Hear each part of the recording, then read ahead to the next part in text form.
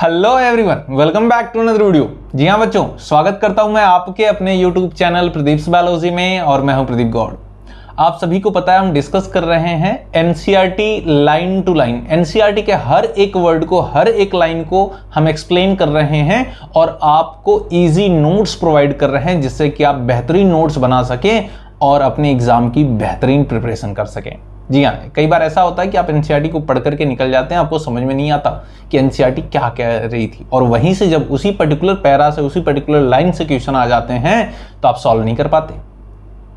लेकिन हम इस वीडियो में क्या कर रहे हैं, इस पूरी जो सीरीज चल रही है एनसीईआरटी डिकोडर, इसमें हम क्या करेंगे, एनसीईआरटी की हर एक लाइन को एक्सप्लेन करेंगे, साथ ही साथ आपको फ्लो चार्ट एंड ट्रिक भी प्रोवाइड करेंगे और किस टाइप से क्वेश्चन आते हैं उसको भी डिस्कस करेंगे। ठीक है, चलिए स्टार्ट करते हैं। इससे पहले हमने चैप्टर 5th की जो फर्स्ट वीडियो है वो ऑलरेडी अपलोड कर दी है। अगर आपने अभी तक नहीं देखी तो जाकर देख सकते हैं। ये सेकेंड वीडियो है। इस वीडियो में हम जानेंगे डीएनए के बारे में कि डीएनए क्या होता है, डीएनए का स्ट्रक्चर क्या होता है, डीएनए किन किन चीज़ों से बना होता है, न्यूक्लियोटाइड क्या होता है, न्यूक्लियोसाइड क्या होता है, कहाँ पर कौन से बॉन्ड प्रेजेंट होते हैं, कैसे कैसे सारी चीज़ें होती हैं। ठीक है बच्चों, बहुत ही इंटरेस्टिंग होने वाला है। लेकिन मेरी आपसे एक रिक्वेस्ट है कि अगर आप इस वीडियो को देख रहे हैं तो प्लीज़ अपने साथ एनसीईआरटी लेकर के बैठें, जिससे कि हर एक इंफॉर्मेशन जो मैं आपको बता रहा हूं उसको नोट डाउन अभी कर सकें और फ्लो चार्ट भी अभी नोट डाउन कर सकें। क्लियर है बच्चों? देखिए यहां पर कुछ इंफॉर्मेशन दी गई है। क्या इंफॉर्मेशन दी गई है सर? यहां पर देखिए मेरे बच्चों, यहां पर बोला गया है, देख लेते हैं डीएनए। द डीएनए क्या है? DNA is a long polymer of deoxyribonucleotide. very important. DNA क्या है? Long polymer of deoxyribonucleotide का चैन है।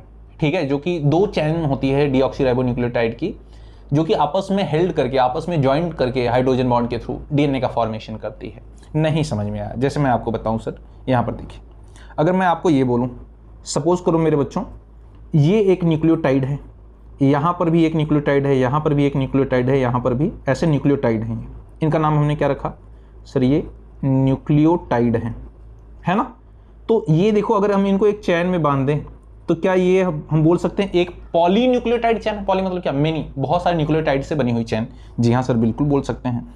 मेरे बच्चों यहाँ पर देखिए कुछ न्यूक्लियोटाइड और मैं लगा रहा हूँ, यहाँ पर देखिए, है ना, ये न्यूक्लियोटाइड मैं बना रहा हूँ। क्या अगर हम इनको एक चैन में बांधें तो क्या ये दूसरी पॉलीन्यूक्लियोटाइड चैन हो गई? जी हाँ सर, ये पॉलीन्यूक्लियोटाइड चैन ए हो गई, ये पॉलीन्यूक्लियोटाइड चैन बी हो गई।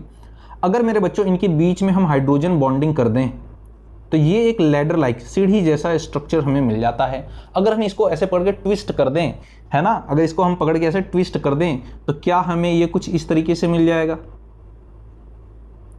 क्या इस तरीके से मिल जाएगा? यस। और यही हमारा क्या है मेरे बच्चों? डीएनए। समझ पा रहे हैं आप? यही क्या है हमारा?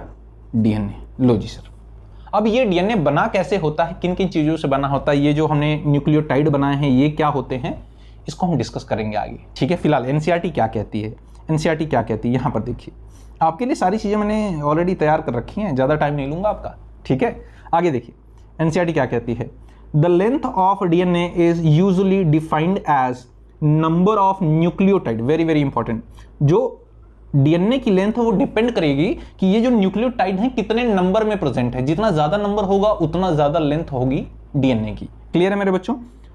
और a pair of nucleotide referred as base pair. Very important. दो न्यूक्लियोटाइड अगर होंगे तो उन दोनों के एक साथ मिलाकर क्या बोलेंगे? Base pair. जैसे आपको मैं बताता हूं, यहां पर देखिए, ये जो न्यूक्लियोटाइड होता है ना मेरे बच्चों, अभी के लिए इतना समझिए, न्यूक्लियोटाइड होता है ना, इसमें क्या क्या होता है? पेंटोज शुगर होती है प्लस नाइट्रोजनस बेस होता है, और क्या होता है? फॉस्फेट, है ना। तो ध्यान देना, यहाँ पे नाइट्रोजनस बेस है ना, ये बेस है।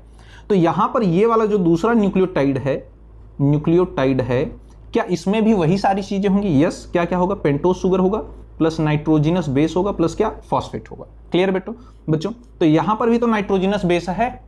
तो देखिए एक बेस यहां हो गया, दूसरा बेस यहां हो गया, तो इन दोनों को हम मिला के क्या बोल सकते हैं? बेस पेयर कह सकते हैं। क्या बोल सकते हैं?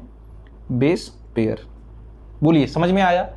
जी हाँ सर। ठीक है, या तो आप बोलिए कि न्यूक्लियोटाइड की लेंथ या फिर बेस पेयर, है ना, नंबर ऑफ न्यूक्लियोटाइड या फिर बेस पेयर जितना ज्यादा होगा उतनी ज्यादा लेंथ ऑफ डीएनए होगी। आगे देखिए मेरे बच्चों, क्या कहती है NCERT? This also is characteristic feature of an organism. For example, अब दिया है आगे कि कौन कौन से ऑर्गेनिज्म में, कुछ लिमिटेड ऑर्गेनिज्म के नंबर दिए हैं, उसमें कितने न्यूक्लियोटाइड या फिर बेस पेयर होते हैं। जैसे यहाँ पर देखिए, a bacteriophage known as 5×174 has 5386 nucleotide, है ना। इसमें कितना होता है?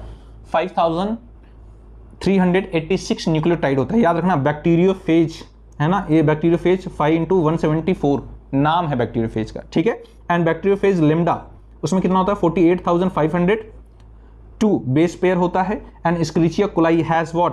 4.6 × 10⁶ बेस पेयर होते हैं। And haploid content, very very important, haploid content of human DNA has 3.3 × 10⁹ base pair. Let us discuss the structure of DNA along polymer. चलिए समझ लेते हैं। अब ये जो कंटेंट दिया है मेरे बच्चों, यहां से बहुत ही इंपॉर्टेंट क्वेश्चन पूछे जाते हैं। ये जो नंबर ऑफ बेस पेयर दिया है, तो इसके लिए हम एक फ्लो चार्ट बना लेते हैं। फ्लो चार्ट कहाँ है सर? यहाँ ऊपर, यहाँ पर देखो मेरे बच्चों, यहाँ पर मैंने आपके लिए ऑलरेडी बना रखा है। देखिए, पहला दिया है एनसीईआरटी क्या कहती है, मैंने इसका फ्लो चार्ट बना दिया। क्या? नंबर ऑफ न्यूक्लियोटाइड, है ना, कितने होते हैं? बैक्टीरियोफेज 5×174 में 5386, ठीक है। बैक्टीरियोफेज लिम्डा में कितना? 48,502 बेस पेयर होते हैं। ई कोलाई में कितना? 4.6 × 10⁶। ह्यूमन में दो तरह की सेल होती है, हैप्लॉइड और डायप्लॉइड। हैप्लॉइड का यहाँ पर दिया गया है, लेकिन डायप्लॉइड का जो नंबर ऑफ न्यूक्लियोटाइड है या फिर बेस पेयर है, उसे किसी दूसरे पेज पर दिया गया है, मैं आपको दिखाऊंगा, ठीक है। लेकिन मैंने उन सारे कंटेंट को एक जगह लाकर रख दिया आपके लिए, कि जिससे आपको अलग अलग जाकर के याद ना करना पड़े, अदरवाइज प्रॉब्लम हो जाती है, ठीक है बच्चों। तो हैप्लॉइड सेल क्या होती है ह्यूमन की? जैसे स्पर्म और ओवा हैप्लॉइड होते हैं। डायप्लॉइड सेल क्या होती है? जैसे जाइगोट या फिर कोई सोमैटिक सेल, है ना, जैसे हमारी स्किन की सेल हो गई, है ना, ये सब क्या है? सोमैटिक सेल है। अच्छा, तो हैप्लॉइड अगर सेल होगी तो कितने नंबर ऑफ बेस पेयर होंगे? उसमें 3.3 × 10⁹ बेस पेयर होंगे। वाइल जो डायप्लॉइड सेल होगी उसमें कितने होंगे? 6.6 × 10⁹ बेस पेयर होंगे। समझ पा रहे हैं बच्चों? ठीक है। इस फ्लो चार्ट का आप एक बार स्क्रीनशॉट ले लीजिए या फिर पॉज करके वीडियो को नोट डाउन कर लीजिए, ठीक है। आगे बढ़ते हैं। आगे देखिए एनसीईआरटी क्या कहती है। आगे एनसीईआरटी क्या कहती है, हम डिस्कस करने वाले हैं क्या? स्ट्रक्चर ऑफ डीएनए, है ना, स्ट्रक्चर ऑफ डीएनए। आगे देखिए, let us recapitulate the chemical structure of polynucleotide chain। polynucleotide chain किसके मेरे बच्चों? डीएनए और RNA. A nucleotide has 3 component, ठीक है। डीएनए किसका बना है? न्यूक्लियोटाइड का। उसमें 3 कंपोनेंट होते हैं, है ना, याद रखना। 3 कंपोनेंट होंगे। कौन कौन से? नाइट्रोजिनस बेस होगा, नाइट्रोजिनस बेस होगा। अब पेंटोज शुगर होगी, very very important. Pentose 5 carbon वाली शुगर होगी, वो राइबोज हो सकती है। अगर राइबोज शुगर है तो किसमें होगी? आरएनए में होगी। And deoxyribose for what? DNA. Very very important, याद रखिए। यहां पर मैं आपको बता दूं, यहां ऊपर देख लीजिए आप, है ना, बोल रहा है सिंपली क्या कह रहा है? 2 तरह की शुगर होती है। जो न्यूक्लियोटाइड होता है, न्यूक्लियोटाइड जो होता है वो डीएनए और आरएनए दोनों बनाता है। लेकिन न्यूक्लियोटाइड में क्या क्या चीज़ें होती हैं? न्यूक्लियोटाइड में क्या क्या चीज़ें होती हैं? जस्ट अ सेकेंड, अगर मैं यहाँ पर बनाऊँ फ्लो चार्ट तो ज़्यादा ठीक है। होता है pentose sugar plus nitrogenous base और क्या? फॉस्फेट, सही है। तो ये बोला कि पेंटोज शुगर को याद रखिए 5 कार्बन शुगर होती है। अगर इसमें राइबोज शुगर है तो वो सिर्फ किस में होगी? आरएनए में होगी, आरएनए में होगी। अगर डीऑक्सीराइबोज शुगर है, ऑक्सीराइबोज शुगर है, तो वो किस में होगी मेरे बच्चों? डीएनए में होगी। ये इसका स्ट्रक्चर वगैरह कैसा होता है हम आगे जानेंगे, ठीक है। आगे देखिए क्या बोलता है। हमने जान लिया पेंटोज शुगर के बारे में, जान लिया। आगे देखिए, एंड अ फॉस्फेट ग्रुप, और क्या होगा? एक फॉस्फेट ग्रुप होगा। 3 कंपोनेंट होते हैं न्यूक्लियोटाइड के, कौन कौन से? पेंटोज शुगर, नाइट्रोजिनस बेस और फॉस्फेट ग्रुप। क्लियर है मेरे बच्चों? ठीक है। There are 2 types of nitrogenous bases, purine, adenine और ग्वानिन आ जाएंगे उसमें, and pyrimidines, cytosine, uracil and thymine आ जाएगा। अगर हम डीएनए के स्ट्रक्चर को देखें तो जरा मैं आपको एक फ्लो चार्ट दे दूं बड़ा कमाल का। यहां पर देखिए मेरे बच्चों, सारे डाउट तुम्हारे क्लियर हो जाएंगे, यहां पर देखिए, बस तुम इसे समझो, इसे समझ लो, तुम सारी चीजें तुम्हारी सॉल्व हो जाएंगी। देखो मैं क्या कहता हूं, मैं ये कहता हूं मेरे बच्चों, यहां पर, ठीक है, ये डीएनए है हमारा, डीएनए किसका बना हुआ है? न्यूक्लियोटाइड का, पॉलीन्यूक्लियोटाइड चेन का, है ना। तो यानी न्यूक्लियोटाइड, छोटे छोटे न्यूक्लियोटाइड मिलकर के क्या बना रहे होंगे, डीएनए। अब ये जो न्यूक्लियोटाइड है वो 3 चीजों से मिलकर बना है ना। न्यूक्लियोटाइड किन चीजों से मिलकर बना है, 3 ऐसी चीजें हैं, ठीक है। वो 3 चीजें क्या क्या हैं, 3 ऐसे कंपोनेंट क्या क्या हैं। पेंटोज शुगर है, यानी 5 कार्बन की शुगर होती है, 5 कार्बन की शुगर होती है। नाइट्रोजनस बेस होता है और क्या होता है, फॉस्फेट होता है, वी ऑलरेडी नो, ठीक है। अब ये जो पेंटोज है, हम डीएनए के बारे में बात कर रहे हैं, तो मुझे बताइए यहाँ पे कौन सी शुगर होगी मेरे बच्चों, सर डीऑक्सी राइबोज शुगर होगी, है ना। डीऑक्सी राइबोज शुगर होगी पेंटोज में, ठीक है, डीएनए के लिए। अगर आरएनए होता तो कौन सी शुगर होती, राइबोज शुगर होती है ना, जैसा हमने डिस्कस किया, ठीक है। अब जो नाइट्रोजनस बेस होता है मेरे बच्चों, जो नाइट्रोजनस बेस होता है ये 2 टाइप का होता है। ये जो नाइट्रोजनस बेस है ये 2 टाइप का होता है। एक को बोलते हैं प्यूरीन, दूसरे को बोलते हैं क्या, पिरिमिडीन। ये है प्यूरीन और ये देखिए दूसरा है क्या, पिरिमिडीन। क्लियर है। कुछ चीजें आप याद रखेंगे, जो प्यूरीन होता है ये एक्चुअल में डबल रिंग स्ट्रक्चर होता है ना। ये कैसा होता है, डबल रिंग स्ट्रक्चर होता है, और इसमें जनरली नाइट्रोजनस बेस हम इसे बोल रहे हैं ना, तो इसमें नाइट्रोजन प्रेजेंट होता है। और नाइट्रोजन की लोकेशन क्या है, नाइट्रोजन इसके 1st, 3rd, 7th और 9th पोजीशन पर होता है नाइट्रोजन। जबकि पिरिमिडीन जो है वो सिंगल रिंग स्ट्रक्चर होता है और इसके 1st और 3rd पोजीशन पर क्या होगा, नाइट्रोजन होता है। क्लियर है बच्चों, ठीक है। अब एक चीज याद रखिएगा, एक चीज आप याद रखिएगा कि ये जो प्यूरीन है इसमें भी 2 कंपोनेंट होते हैं, एनसीईआरटी कहती है क्या, एडेनिन एंड ग्वानिन। क्या होते हैं, एडेनिन और ग्वानिन, है ना। प्यूरीन में 2 पार्ट होते हैं, एडेनिन और guanine. A for what, adenine, G for what, guanine, है ना। जबकि पिरिमिडीन में 3 कंपोनेंट होते हैं मेरे बच्चों। पिरिमिडीन में 3 कंपोनेंट होते हैं, कौन कौन से सर, कट, CUT, कट, है ना। C for what, cytosine, U for what, uracil, T for what, thymine. Clear है मेरे बच्चों। बस एक चीज याद रखिएगा, क्या, एक चीज जो आपको याद रखनी है वो ये कि यूरेसिल जो है ना, ये L है मेरे बच्चों। जो यूरेसिल है ये किस में होगा, only present in RNA at place of thymine T। Clear है मेरे बच्चों।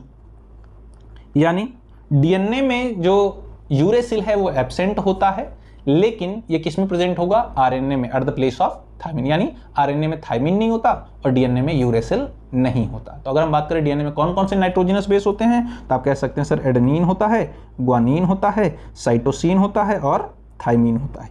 ये 4 ऐसे नाइट्रोजनस बेस हैं जो कि प्रेजेंट होंगे डीएनए में। और आरएनए के केस में अगर हम बोलें, आरएनए के अगर हम केस में बोले मेरे बच्चों, तो बस आप क्या बोलेंगे, अच्छा यहाँ पे मैं लिख देता हूँ, ये डीएनए के केस में है ना मेरे बच्चों, ये डीएनए के केस में है। वहीं आरएनए के केस में देखें तो हम लिख देंगे सर एडेनिन होगा, ग्वानिन होगा, साइटोसिन होगा, और थाइमीन की जगह पर क्या होगा आरएनए में, बताइए, यूरेसिल होगा। समझ पा रहे हैं बच्चों, वेरी वेरी इंपॉर्टेंट। ठीक है सर, ये चीज़ें तो समझ में आ गई, ये चीज़ें तो समझ में आ गई। लेकिन ये तीनों चीज़ें न्यूक्लियोटाइड कैसे बनाती हैं, ये पेंटोज शुगर नाइट्रोजनस बेस के साथ कैसे अटैच होता है, ये फॉस्फेट कैसे अटैच होता है और कैसे न्यूक्लियोटाइड बनता है, उसको जान लेते हैं, है ना। और पेंटोज शुगर जो है वो कैसी दिखती है, ठीक है। अच्छा, एक चीज़ मैं आपको बताऊं, ये जो प्यूरीन एंड पिरिमिडीन है, याद करने के लिए एक ट्रिक आप ऐसे समझ सकते हैं कि जैसे इंडिया में शादी होती है ना, तो देखो ये ट्रिक इसलिए है क्योंकि लोग भूल जाते हैं बार बार, और क्वेश्चन बहुत सारे पूछे गए हैं। याद रखो तुम कि इंडिया में जब शादी होती है ना, तो वाइफ बड़े प्यार से बुलाती है, एजी सुनते हैं, तो हस्बैंड दौड़ा दौड़ा किचन तक जाता है, तो फिर पूछता है क्या होगा, तो वाइफ बोलती है वेजिटेबल कट करना है ना। तो वाइफ ने क्या बोला, एजी सुनते हैं, फिर हस्बैंड पूछा क्या बात है, तो उसने क्या बोला, वेजिटेबल कट करना है, CUT, है ना। तो कट क्या है, पिरिमिडीन है, एजी क्या है, प्यूरीन है। क्लियर है बच्चों, इस तरह से आप याद कर सकते हैं, या फिर अपनी कोई ट्रिक बना सकते हैं तो बनाइए, ठीक है, बहुत अच्छे। इसका आप स्क्रीनशॉट ले सकते हैं, यहां पर देखिए, ये रहा आपके सामने। अच्छा, एक चीज अब हमें समझनी है कि न्यूक्लियोटाइड का स्ट्रक्चर एक्चुअल में कैसा दिखता है ना। चलिए आइए बात कर लेते हैं। यहां पर देखिए मेरे बच्चों, जस्ट अ सेकेंड, क्या मुझे ऊपर थोड़ा सा जगह मिल सकती है, यस, यहां पर देखिए। अब हमें एक चीज पता है कि सर जो न्यूक्लियोटाइड, पहले कुछ चीजें जान लीजिए, जो न्यूक्लियोटाइड है ना, और न्यूक्लियोसाइड है, दोनों में क्या डिफरेंस होता है, पहले ये जान लीजिए। एक टर्म पूछा जाता है बहुत ज़्यादा, व्हाट इज न्यूक्लियोसाइड, न्यूक्लियोसाइड है ना, न्यूक्लियोसाइड क्या होता है। फिर आपसे पूछा जाएगा व्हाट इज न्यूक्लियोटाइड, है ना मेरे बच्चों, बहुत ही इंपॉर्टेंट है, very very important, very very important, बहुत ही ज्यादा पूछा जाता है। तो याद रखिएगा न्यूक्लियोटाइड और न्यूक्लियोसाइड में सिर्फ एक ही अल्फाबेट अलग है, बाकी सारे सेम है ना, वो कौन सा, S एंड T, देखिए बाकी सब कुछ सेम है। तो मैं बोलता हूं S फॉर व्हाट, सेकेंड, है ना, मतलब ये दो कंपोनेंट से मिलकर बना है न्यूक्लियोसाइड, है ना, किस किस चीज, किन किन चीजों से, पेंटोज शुगर होगा प्लस नाइट्रोजिनस बेस होगा, ठीक है। लेकिन न्यूक्लियोटाइड, टाइड में क्या है, T है, T फॉर व्हाट, थर्ड या फिर 3, है ना, तो ये तीन चीजों से मिलकर बना होगा, क्या होगा, pentose sugar plus nitrogenous base plus what, phosphate. समझ पा रहे हैं मेरे बच्चों। या फिर इसकी एक ट्रिक और आप लिख सकते हैं, आप देखिए ये जो pentose sugar plus nitrogenous base है ये क्या है, एक न्यूक्लियोसाइड है, क्या है, न्यूक्लियोसाइड है।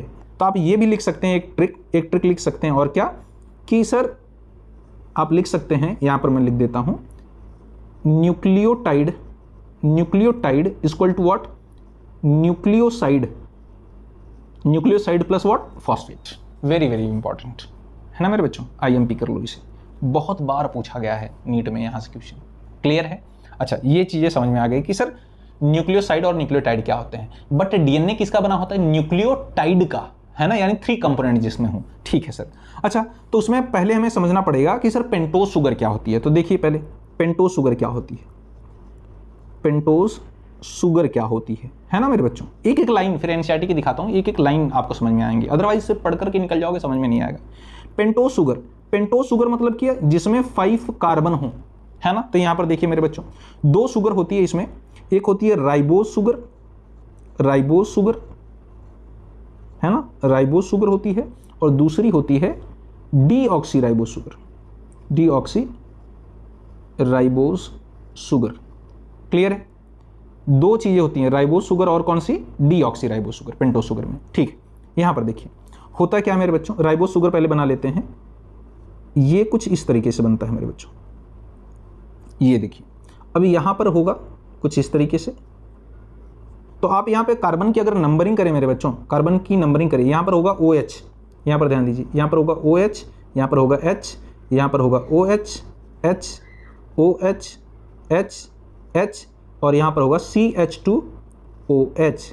क्लियर है मेरे बच्चों। तो यहां पर अगर आप कार्बन की नंबरिंग करें तो देखिए carbon number 1 2 3, here 4 and here 5, तो 5 कार्बन कंपाउंड है, that's why called what, pentose sugar. Clear है मेरे बच्चों। शुगर कौन सी है, राइबोज। अब आप सभी को पता है जो राइबोज शुगर प्रेजेंट होती है किसमें होती है, RNA में प्रेजेंट होती है ना, किसमें होती है, RNA में होती है, ठीक है। अच्छा डीऑक्सीराइबोज शुगर कैसी होती है, डीऑक्सीराइबोज शुगर कैसी होती है, यहां पर देखिए ये है मेरे बच्चों, ये देखो हमें पहले सिर्फ क्या बना देना है, राइबोज शुगर, क्या बना देना है, राइबोज शुगर, राइबोज शुगर बनाइए सर। देखिए यहां पर हो गया OH, यहां पर है H, यहां पर है OH, यहां पर है H, OH, H, H, CH2, और यहां पर फिर क्या हो गया, OH। क्लियर बच्चों, ये कौन सी शुगर है, डीऑक्सीराइबोज शुगर। ये किसमें होती है सर, ये DNA में होती है। क्लियर है। अच्छा ये तो अभी सर हमने राइबोज शुगर बनाई, तो डीऑक्सीराइबोज शुगर। देखिए टर्म को ब्रेक करिए आप सर, टर्म को ब्रेक करिए। डी मतलब क्या होता है, रिमूव हो जाना, डी मतलब क्या होता है, रिमूव हो जाना। जैसे डीहाइड्रेशन, हाइड्रेशन मतलब क्या होता है, वाटर, जब बॉडी से रिमूव हो जाता है वाटर तो क्या बोलते हैं, डीहाइड्रेशन। लेकिन यहां पर डीऑक्सी राइबोज, डीऑक्सी, डी मतलब क्या, रिमूव हो जाना, ऑक्सी मतलब क्या, ऑक्सीजन। तो मेरे बच्चों याद रखिएगा डीऑक्सी, ऑक्सी मतलब क्या होता है, ऑक्सीजन, यानी ऑक्सीजन रिमूव हो जाए कहां से, सेकेंड कार्बन से। तो देखिए यहां पर पहले कार्बन की नंबरिंग कर देते हैं, यहां पर है फर्स्ट कार्बन, यहां पर है सेकंड कार्बन, यहां पर है third carbon, here fourth and here fifth. तो सेकंड कार्बन पर क्या होता है, OH जो ग्रुप है उसमें से ऑक्सीजन इलिमिनेट हो जाएगा। ये वाला जो OH ग्रुप आप देख रहे हैं इसमें से ये वाली जो ऑक्सीजन है ये इलिमिनेट हो जाती है। जब ये ऑक्सीजन इलिमिनेट हो जाती है मेरे बच्चों, देखिए कैसे, यहां पर देखिए, ये देखिए ऑक्सीजन इलिमिनेट हो गई, है ना, ऑक्सीजन इलिमिनेट हो गई। तो अब ये एक्चुअल में राइबोज से कैसी हो गई है, डीऑक्सीराइबोज शुगर बन गई है। समझ पा रहे हैं, जी हाँ। तो DNA में ये वाली शुगर होगी डीऑक्सीराइबोज वाली, RNA में कैसी होगी, राइबोज शुगर होगी। हम क्या पढ़ना है, हमें क्या पढ़ना है, DNA, ठीक है। अच्छा ध्यान से सुनिए, मैं आपको बता दूं, देखिए यहां पर देखिए मेरे बच्चों, यहां पर देखिए, जो प्यूरीन और पिरिमिडीन होता है, ठीक है, प्यूरीन और पिरिमिडीन होता है, मैंने आपको बताया प्यूरीन कैसा होता है, डबल रिंग स्ट्रक्चर होता है, पिरिमिडीन कैसा होता है, सिंगल रिंग स्ट्रक्चर होता है, ठीक है। तो आप याद रखिए, हमें बनाना है न्यूक्लियोटाइड, है ना, न्यूक्लियोटाइड बनाना, तो मैं यहां पे बना रहा हूं आपको न्यूक्लियोटाइड का स्ट्रक्चर, है ना, स्ट्रक्चर ऑफ न्यूक्लियोटाइड, न्यूक्लियोटाइड। समझो मेरे बच्चों, समझो मेरे बच्चों मैं क्या कह रहा हूं। ये है हमारी deoxyribose sugar, just a second, है ना, यहां पर देखिए हम बना रहे हैं डीऑक्सीराइबोस शुगर। ये है हमारा OH, है ना, ये है H, यहाँ पर H आ जाएगा क्योंकि O एब्सेंट है, यहाँ पर एलिमिनेट हो गया है, यहाँ पर है OH, यहाँ पर है H, H, CH2 और फिर क्या है मेरे बच्चों, OH। क्लियर है? अच्छा, ये हमारी है डीऑक्सीराइबोस शुगर। तो जो एडेनिन होगा, याद रखिएगा, याद रखिएगा, जो एडेनिन होते हैं ये तो प्यूरीन का पार्ट है, और प्यूरीन का कोई भी कंपोनेंट होगा, चाहे वो एडेनिन हो या फिर ग्वानिन, वो 9th वाले नाइट्रोजन के साथ अटैच करता है पेंटोस शुगर से। क्या मैंने बोल दिया, याद रखिए, सुनिए मैंने क्या बोल रहा हूं। यहां पर मैं एक लिख देता हूं, यहां पर रुकिए, यहां पर मैंने बताया ना, ये आप देख रहे हैं 9th वाला, ये जो 9th वाला, ये जो 9th वाला कार्बन है ना मेरे बच्चों, सॉरी 9th वाला नाइट्रोजन है ना, जस्ट अ सेकेंड, ये जो 9th वाला नाइट्रोजन है ये अटैच होगा किससे, पेंटोस शुगर से, डीऑक्सीराइबोस से। प्यूरीन का 9th नाइट्रोजन अटैच होगा पेंटोस शुगर से, जबकि पिरिमिडीन में क्या होता है, फर्स्ट नाइट्रोजन, है ना, ये फर्स्ट वाला नाइट्रोजन अटैच होगा किससे, पेंटोस शुगर से। इस चीज को आप नोट डाउन कर लीजिए, ठीक है, कि इसका क्या होगा, प्यूरीन अगर है N9 जो होगा अटैच्ड होगा, अटैच्ड विथ पेंटोस शुगर, लेकिन अगर पिरिमिडीन है तो N फर्स्ट, है ना, first nitrogen attached with pentose sugar. Clear है मेरे बच्चों, ये क्लियर हुआ। अब हम चलते हैं यहां पर, देखिए यहां पर, तो हम जब इसमें डीऑक्सीराइबोस शुगर को देख रहे हैं तो ये हमारा फर्स्ट कार्बन था, second, third, fourth, here fifth, ठीक है। तो होगा क्या, मैंने बोला प्यूरीन होगा, तो प्यूरीन का 9th वाला नाइट्रोजन अटैच होगा किससे, first carbon of pentose sugar से, ठीक है। तो ये फर्स्ट कार्बन है, फर्स्ट कार्बन पर OH ग्रुप है, और सपोज करो मैंने यहां पे ले लिया एक एडेनिन, है ना, एडेनिन ले लिया, ये एडेनिन क्या है, एक नाइट्रोजनस बेस है। तो इसका जो 9th वाला नाइट्रोजन है ना, N9 है, वो अटैच होगा किसके साथ मेरे बच्चों बताइए, इस फर्स्ट कार्बन के OH ग्रुप के साथ। तो होगा क्या, जरा समझिए, ये H यहां से एलिमिनेट हो जाएगा, है ना, ये H यहां से क्या होगा, एलिमिनेट हो जाएगा। देखिए यहां पे इस तरह की बॉन्डिंग होती है, रुक जाओ मैं बॉन्ड बना देता हूं किसी दूसरे कलर से, चलो ये ले लेता हूं। तो देखो अब ये आपको पता है मेरे बच्चों, ये एडेनिन क्या है, नाइट्रोजनस बेस है, और यहां पर हमने बना दिया डीऑक्सीराइबोस शुगर, क्या है ये, पेंटोस शुगर। क्लियर है? अब जो पेंटोस शुगर और नाइट्रोजनस बेस के बीच में बॉन्ड बना है, जो लिंकेज बना है, ये लिंकेज, ये बॉन्ड, इसको बोलते हैं एन ग्लाइकोसिडिक बॉन्ड। क्या बोलते हैं, एन ग्लाइकोसिडिक बॉन्ड, और बॉन्ड को ही हम कह सकते हैं लिंकेज। क्लियर है बच्चों? ठीक है। अब सुनिए, न्यूक्लियोटाइड में 3 चीजें होनी चाहिए थी, पेंटोस शुगर, नाइट्रोजनस बेस और क्या, फॉस्फेट। हमने क्या क्या ऐड कर लिया है सर, हमने पेंटोस शुगर और नाइट्रोजनस बेस को ऐड कर लिया है, ठीक है। अच्छा, अब एक चीज और जोड़ दें अगर इसमें हम, फॉस्फेट। तो फॉस्फेट कैसा होता है मेरे बच्चों, देखिए यहां पर देखिए फॉस्फेट कैसा होता है, हम सभी को पता है जो फॉस्फेट होता है वो होता है इस तरीके से, OH, है ना, और कैसा होगा, यहां पर देखिए OH, ये है सर फॉस्फोरिक एसिड या फिर फॉस्फेट। अगर H को रिमूव कर दे तो फॉस्फेट हो जाएगा, PO4 3-। अब इसमें होगा क्या, जरा समझो, ये सर एसिडिक है ना, ये एसिडिक है, और ये है बेसिक, है ना, बेसिक। तो होगा क्या, यहां से वाटर निकल जाएगा, जब वाटर निकलेगा तो एसिड का OH और बेस का H निकलेगा, है ना, तो यहां से क्या निकल गया, H2O, वाटर निकल जाएगा। जब वाटर निकल जाएगा तो इनके बीच में एक एस्टर बॉन्ड बन जाएगा। वो एस्टर बॉन्ड कैसा होगा जरा समझो मेरे बच्चों, यहां पर देखिए, जस्ट अ सेकेंड, ये निकल गया यहां से, अब ये बॉन्ड यहां पर बन गया, ये लो जी, डायरेक्ट ऑक्सीजन से बना, ठीक है, जस्ट अ सेकेंड, ठीक है, ये रहा, इसको हमने बोला एस्टर बॉन्ड। क्लियर है? Just a second, just a second, यहां पर देखिए मेरे बच्चों, हमें एक चीज पता चल गई कि यहां पर फॉस्फेट है, बीच में क्या है, पेंटोज शुगर है, साइड में क्या है, नाइट्रोजिनस बेस। तो क्या हम ये कह सकते हैं कि यहां पर देखिए हमने बना लिया है सर टोटली न्यूक्लियोटाइड। न्यूक्लियोटाइड में क्या क्या चीजें होती थी सर? पेंटोज शुगर होता था, ऑलरेडी है सेंटर में, नाइट्रोजिनस बेस होता था, बिल्कुल है सर, और क्या है, फॉस्फेट है, तो बन गया हमारा न्यूक्लियोटाइड। अब इसी न्यूक्लियोटाइड को हम बार बार क्या करते रहेंगे, ऐड करते रहेंगे, तो एक पॉलीन्यूक्लियोटाइड चेन बन जाएगी, और 2 पॉलीन्यूक्लियोटाइड चेन बना के इसी तरह से हम उसे हाइड्रोजन बॉन्ड से अटैच कर देंगे। तो याद रखिएगा, कभी भी नाइट्रोजिनस बेस कोई भी हो, है ना, वो अटैच होगा पेंटोज शुगर के फर्स्ट वाले कार्बन से, इस चीज को याद रखिएगा। ठीक है, यहां पर देखिए, यहां पर न्यूक्लियोटाइड हमने देख लिया है। ठीक है, आइए पढ़ते हैं मेरे बच्चों, आगे पढ़ते हैं, यहां पर देखिए, हो गया था यहां पर, cytosine is common for both DNA and RNA and thymine is present in DNA, है ना।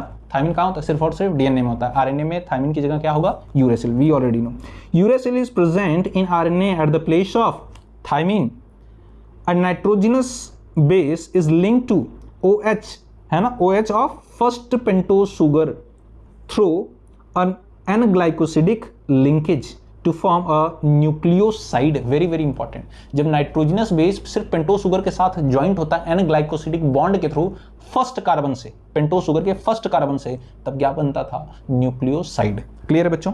एंड सच एज एडिनोसिन और डीऑक्सी एडिनोसिन, है ना। सपोज करो एडेनिन अगर पेंटोज शुगर के साथ जुड़ा हुआ है तो एडिनोसिन होगा, अगर डीऑक्सी राइबो शुगर के साथ जुड़ा है तो क्या बोलेंगे? Deoxy adenosine. क्लियर है? अच्छा, और ग्वानोसिन और डीऑक्सी ग्वानोसिन, साइटिडीन और डीऑक्सी साइटोडीन, यूरिडीन और डीऑक्सी थाइमिडीन।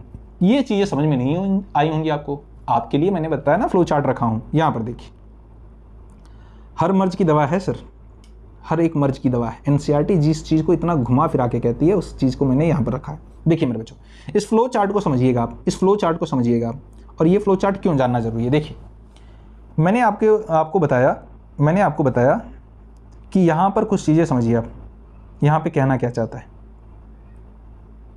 देखो, ऊपर हमने लिख लिया है कि भैया नाइट्रोजिनस बेस, है ना, ये नाइट्रोजिनस बेस है। नाइट्रोजिनस बेस कौन कौन से हैं सर? एडेनिन है, ग्वानिन है, साइटोसिन है, थाइमीन है, और क्या? यूरेसिल है। ये 5 नाइट्रोजिनस बेस होते हैं। सही है सर, लेकिन अगर मैं मेरे बच्चों बोलूं आपसे, मैं आपसे बोलूं कि मुझे बताइए, एडेनिन अगर न्यूक्लियोसाइड बना रहा है, न्यूक्लियोसाइड में पहले आप मुझे बताएंगे न्यूक्लियोसाइड में क्या क्या चीजें होती है। सर, न्यूक्लियोसाइड में होता है pentose sugar plus nitrogenous base. Nucleotide में क्या होता है? Pentose sugar plus nitrogenous base plus क्या होगा? फॉस्फेट। क्लियर है मेरे बच्चों? अब सुनिए जरा ध्यान से, सुनिए मैं क्या कह रहा हूं। मैं ये कह रहा हूं, अगर एडेनिन आरएनए के लिए राइबोज शुगर के साथ अगर बाइंड होता है पेंटोज शुगर के साथ, आरएनए में कौन से शुगर? Ribose sugar.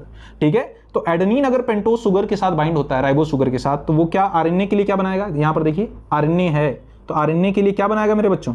आरएनए के लिए क्या बनाएगा? ये जस्ट अ सेकेंड, ये बनाएगा एडिनोसिन, है ना। लेकिन अगर न्यूक्लियोटाइड बना रहा है, यानी एक फॉस्फेट आपने एडिनोसिन में ऐड कर दिया, तो क्या बन जाएगा? Adenylic acid. इंपॉर्टेंट है, क्वेश्चन पूछे जाते हैं कि बताओ ये न्यूक्लियोसाइड है या फिर न्यूक्लियोटाइड है। ठीक है, ये आरएनए में हो गया। अच्छा, अगर यही एडेनिन डीएनए में हो, पेंटोज शुगर डीऑक्सीराइबोज शुगर के साथ बाइंड हो जाएगा, तो क्या बनाएगा? Deoxy adenosine. लेकिन उसके साथ फॉस्फेट ऐड हो जाए, न्यूक्लियोटाइड बनाएगा, तो क्या बन जाएगा? Deoxy adenylic acid. और ये किस में होगा? डीएनए में होगा। सर कैसे समझ में आएगा बाद में कि सर ये न्यूक्लियोसाइड है या न्यूक्लियोटाइड है? एक ट्रिक बता देता हूं, यहां पर देखो मेरे बच्चों, यहां पर देखो, अगर न्यूक्लियोसाइड होगा तो उसमें जो सफिक्स है मेरे बच्चों, लास्ट में आएगा डॉट डॉट डॉट, क्या आ जाएगा सफिक्स? INE। जैसे एडिनोसिन, यहां पर देखिए, देखिए एडिनोसिन, है ना, INE आ रहा है, मतलब क्या है? न्यूक्लियोसाइड है ना। अगर आइलिक YLIC आ जाए, एसिड आ जाए, तो क्या होगा? न्यूक्लियोटाइड। यहां पर देखिए क्या आ गया? न्यूक्लियोटाइड है। समझ पा रहे हैं? ये बहुत ही बेहतरीन ट्रिक है। ठीक है, आप इसका फ्लो चार्ट ले लीजिएगा, इसका एक स्क्रीनशॉट ले लीजिएगा। फिलहाल आइए डिस्कस करते हैं। और मेरे बच्चों अगर देखिए ग्वानिन नाइट्रोजनस बेस है, ग्वानिन नाइट्रोजनस बेस है, अगर ये राइबो शुगर के साथ बनाता है बॉन्ड तो क्या बन जाएगा न्यूक्लियोसाइड इसका? ग्वानोसिन। ठीक है, अगर न्यूक्लियोटाइड बनाएगा तो क्या बन जाएगा? ग्वानाइलिक एसिड। और ये किस में प्रेजेंट होगा? आरएनए में। साइटोसिन अगर न्यूक्लियोसाइड बनाएगा क्या बनेगा? साइटिडीन। न्यूक्लियोटाइड बनाएगा क्या बन जाएगा? Cytidylic acid. ये किस में प्रेजेंट होगा? आरएनए में। ठीक है, वहीं अगर देखें हम यूरेसिल के लिए देखें तो ये क्या बनाएगा? यूरिडीन। और ये क्या बना लेगा न्यूक्लियोटाइड में? यूरिडाइलिक एसिड। और ये क्या बन जाएगा? आरएनए में। ठीक है, वहीं डीएनए के लिए अगर हम देखें तो अगर ग्वानिन डीएनए में प्रेजेंट है तो क्या बनाएगा? Deoxyguanosine nucleoside. लेकिन ग्वानिन अगर न्यूक्लियोटाइड बना रहा है तो क्या बनाएगा? Deoxyguanylic acid. और ये प्रेजेंट होगा डीएनए में। अगर साइटोसिन अगर डीएनए में प्रेजेंट है, न्यूक्लियोसाइड बना रहा है तो क्या बनाएगा? Deoxy cytidine. और अगर न्यूक्लियोटाइड बना रहा है तो डीऑक्सी साइटिडाइलिक एसिड डीएनए में प्रेजेंट होगा। थायमिन आपको पता है सिर्फ और सिर्फ डीएनए में होता है, तो क्या बनाएगा? अगर डीएनए में ये न्यूक्लियोसाइड बना रहा है तो क्या बनाएगा? डीऑक्सी थायमिडीन। अगर न्यूक्लियोटाइड बनाएगा तो क्या बनाएगा? डीऑक्सी थायमिडाइलिक एसिड प्रेजेंट होगा सिर्फ और सिर्फ डीएनए में। नहीं समझ में आया तो एक बार फिर से रिपीट करके देख लीजिएगा। ठीक है, सब कुछ समझ में आ जाएगा। चलिए इसका फ्लो चार्ट ले लीजिए एक बार स्क्रीनशॉट। आगे बढ़ते हैं मेरे बच्चों। ठीक है, आगे बढ़ते हैं। यहाँ पर देखिए क्या कहती है एनसीईआरटी, क्या कहती है? When a phosphate group is linked, जुड़ता है किससे? OH of 5th carbon. Phosphate किससे जुड़ेगा? 5th carbon of pentose sugar से। याद रखिएगा, मैंने दिखाया था तुम्हें यहाँ पर दिखाया था मैंने आपको। ये देखिए, ये ओवरऑल क्या है मेरे बच्चों? ये ओवरऑल क्या है? फॉस्फेट है। ये 5th carbon of pentose sugar से अटैच हो रहा है। ठीक है, कौन सा बॉन्ड बनाएगा? Ester bond. क्लियर है? यहाँ पर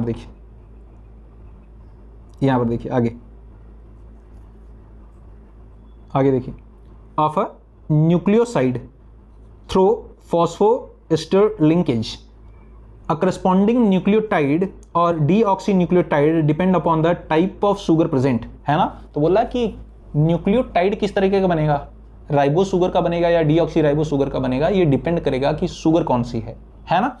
अच्छा, इस form 2 nucleotide are link through 3 to 5 phosphodiester linkage to form a dinucleotide. Very very important, बहुत ही इंपॉर्टेंट लाइन है मेरे बच्चों। बोला कि 2 न्यूक्लियोटाइड आपस में ज्वाइंट होते हैं through 3 and 5th carbon of phosphodiester linkage के थ्रू। कैसे, जरा समझो। मैं अगर बताऊं आपको, यहां पर देखो मेरे बच्चों, यहां पर देखो, थोड़ा सा ऊपर ले लेते हैं, ऑलरेडी है। यहां पर देखो, मैं अगर बताऊं आपको, यहां पर समझो। सपोज करो आप कि ये एक डीऑक्सीराइबोस शुगर है ना? डीऑक्सीराइबोस शुगर है। और ये रहा मेरे बच्चों, देखिए ये रहा इसका 1st, 2nd, 3rd, 4th, यहाँ पे 5th वाला कार्बन था। और 5th वाले कार्बन का आपको पता है क्या हाल था?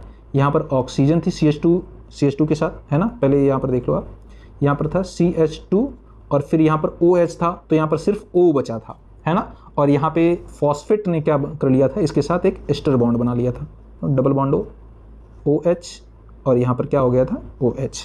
क्लियर है? इस तरीके से था। और यहाँ फर्स्ट वाले, यहाँ पर आपको पता है O था, और यहाँ पर इस तरह से लिंकेज बन गया था एक, जस्ट अ सेकेंड, यहाँ पर एक बीटा ग्लाइकोसिडिक बॉन्ड बनाया था। किसने बनाया था सर? एक नाइट्रोजिनस बेस ने बनाया था। किसने बनाया था? नाइट्रोजिनस बेस ने बनाया था। इट में भी प्यूरिन हो सकता है, वो प्यूरिन हो सकता है, या फिर क्या हो सकता है? पिरिमिडीन हो सकता है ना? फर्स्ट कार्बन से बनाया था, ये हमें पता है। ठीक है, अगर मैं बोलूं मेरे बच्चों, अगर मैं बोलूं, ध्यान से समझो, कि इसके नीचे एक और न्यूक्लियोटाइड है, इसके नीचे एक और न्यूक्लियोटाइड है, यानी एक और पेंटोज शुगर होगी, है ना? यहाँ पर क्या होगा? CH2 होगा, और यहाँ पर होगा क्या प्रेजेंट होगा मेरे बच्चों बताइए? इसका O प्रेजेंट होगा, ठीक है? और यहाँ पर फिर से एक फॉस्फेट होगा, है ना? डबल बॉन्ड O होगा, है ना? डबल बॉन्ड O होगा, और ये देखिए, जस्ट अ सेकेंड, ये है एस्टर बॉन्ड, ठीक है? ये है एस्टर बॉन्ड, यहाँ पर है OH और यहाँ पर भी है OH। क्लियर है? जरा समझिए, ये है एस्टर बॉन्ड, ये क्या है मेरे बच्चों? Ester bond. तो मैं ये कह रहा हूं अगर आपने ध्यान दिया हो मेरे बच्चों, तो हम सभी को पता है यहां पर था OH, यहां पर था H, यहां पर क्या था H, यहां पर H, यहां पर भी क्या था OH, है ना? जरा सा मैं इसको सीधा कर देता हूं, चलो इस तरह से बना देते हैं, OH और यहां पर H, यहां पर H, ऐसा ही तो था ऊपर वाला न्यूक्लियोटाइड, ठीक है? अच्छा समझो होगा क्या, आप देखें, अगर आप देखें ध्यान से, तो ये जो ऊपर वाला, सपोज करो ये न्यूक्लियोटाइड A है, ये न्यूक्लियोटाइड B है, तो न्यूक्लियोटाइड A जो है मेरे बच्चों, उसका थर्ड वाले कार्बन पर आप फोकस करिएगा। ये जो है ना, ये जो है इस तरीके से इलिमिनेट हो जाएगा, यहां से फिर से क्या निकल गया? वाटर, H2O, है ना? ये इलिमिनेट हो जाएगा। जब ये इलिमिनेट होगा मेरे बच्चों, तो इनके बीच भी क्या बन जाएगा? थर्ड कार्बन से क्या बन जाएगा? एक और भी एस्टर बॉन्ड बन जाएगा। लो जी सर, क्या यहां पर भी एस्टर बॉन्ड बन गया? एस्टर बॉन्ड बन गया, जी हां सर, ठीक है। तो फर्स्ट न्यूक्लियोटाइड और सेकंड न्यूक्लियोटाइड दोनों के बीच में एस्टर बॉन्ड बन गया, लेकिन कैसा एस्टर बॉन्ड? एक या दो? दो। इसीलिए हम इसको बोलते हैं फॉस्फोडाई एस्टर बॉन्ड। क्या बोलते हैं मेरे बच्चों? इसीलिए हम एक साथ इसको मिला करके बोलते हैं फॉस्फोडाई एस्टर बॉन्ड। कौन बना रहा है? फॉस्फेट। बोला फॉस्फो है ना, phosphodiester bond. Di मतलब क्या? दो, है ना? दो बॉन्ड बना रहा है, इसलिए बोल रहा है फॉस्फोडाई एस्टर बॉन्ड। किसके किसके बीच बनेगा? किसके किसके बीच बनेगा? Third and fifth carbon of adjacent nucleotide. याद रखना, आप देखिए इसके ये जो कार्बन है नीचे, फिफ्थ वाला जो बी जो न्यूक्लियोटाइड है, उसके देखिए फर्स्ट, सेकंड, थर्ड, फोर्थ और फिफ्थ वाले कार्बन से बना रहा है, और ऊपर के किससे? थर्ड वाले कार्बन से बना रहा है ना? इस चीज को याद रखिएगा, फॉस्फोडाई एस्टर बॉन्ड किसके बीच बनता है? Third and fifth carbon of adjacent, आसपास के न्यूक्लियोटाइड के बीच में बनता है। क्लियर है मेरे बच्चों? ठीक है, बहुत अच्छे। आई होप सो कि क्रिस्टल क्लियर हुआ होगा आपको, ठीक है? आगे देखिए क्या कहती है एनसीईआरटी क्या कहती है? आगे देखो मेरे बच्चों, more nucleotide can be join in such a manner to form what? A polynucleotide chain. और इसी तरह से बहुत सारे चैन जुड़ती जाएगी और क्या बन जाएगी? एक polynucleotide chain. A polymer thus form has at one or a free phosphate moiety at 5' end of sugar, which is referred as 5' end of polynucleotide chain. Similarly, at the other end of the polymer, the sugar has a free OH at 3 carbon group, which is referred as 3' end of the polynucleotide chain. Very very important. ये बोला मेरे बच्चों कि अगर आप DNA बनाते हैं, DNA की चेन बनाते हैं, तो यहां पर देखिए आप जरा ध्यान से, मैं अगर ये बोल दूं, एक न्यूक्लियोटाइड की चेन बना दूं मैं यहां पे बढ़िया सी, एकदम खूबसूरत सी, समझो, जस्ट अ सेकेंड। अगर मैं डीएनए की एक बढ़िया सी चेन बना दूं तुम्हारे लिए, कि देखिए मेरे बच्चों, ये रहा इस तरीके से, ठीक है, पहला न्यूक्लियोटाइड, ये दूसरा न्यूक्लियोटाइड, है ना, और ये तीसरा न्यूक्लियोटाइड, ऐसे, ठीक है। अब एक चीज़ तुम्हें पता होगी कि इसका फिफ्थ वाला, थर्ड वाला, फर्स्ट वाला कार्बन कहाँ पर है, ठीक है। तो आप देखते हैं मेरे बच्चों, आप क्या देखते हैं कि एक फॉस्फेट तो यहाँ पर अटैच है फिफ्थ वाले कार्बन से, जो यहाँ पर फॉस्फेट होगा बीच में, वो इसके थर्ड वाले कार्बन से अटैच होगा और नीचे वाले के फिफ्थ वाले कार्बन से। फिर यहाँ पर एक फॉस्फेट होगा जो ऊपर के थर्ड वाले कार्बन से, नीचे के फिफ्थ वाले कार्बन से। तो एक चीज़ ध्यान से देखिए आप, ये जो ऊपर वाला ए नाइट्रोजनस ए जो पेंटोस शुगर है, इसका जो फिफ्थ वाला कार्बन है उसे फॉस्फेट अटैच है, तो इसको बोल दिया फिफ्थ प्राइम या 5' बोल दिया है। और जो सबसे नीचे वाला, ये बी हो गया, ये सी हो गया, तो सी वाला जो पेंटोस शुगर है उसका थर्ड वाला कार्बन फ्री है, तो इसको क्या बोल दिया? 3' एंड, है ना। ऊपर वाले को क्या बोल दिया? 5' एंड। बस यही बात है, ठीक है। ऐसा क्यों बोला इसने? क्योंकि जब आगे आप पढ़ते हैं ना डीएनए का स्ट्रक्चर, तो कैसा होता है? Anti parallel, run parallel but opposite in direction. Clear है मेरे बच्चों? ठीक है। अच्छा, यहीं पर अगर क्या हो हम समझ लें कुछ और चीज़ें, जैसे अगर हम दूसरी भी चैन बनाएं, है ना, डीएनए डबल पॉलीन्यूक्लियोटाइड चैन का स्ट्रक्चर होता है, तो ये उल्टा बनेगा इस तरीके से, है ना, ये उल्टा बनेगा, ये उल्टा बनेगा, ये इस तरीके से बनेगा मेरे बच्चों। देखो, तुम्हें ज़्यादा दिमाग नहीं लगाना, अभी समझ में आ जाएगा सब। ये देखो,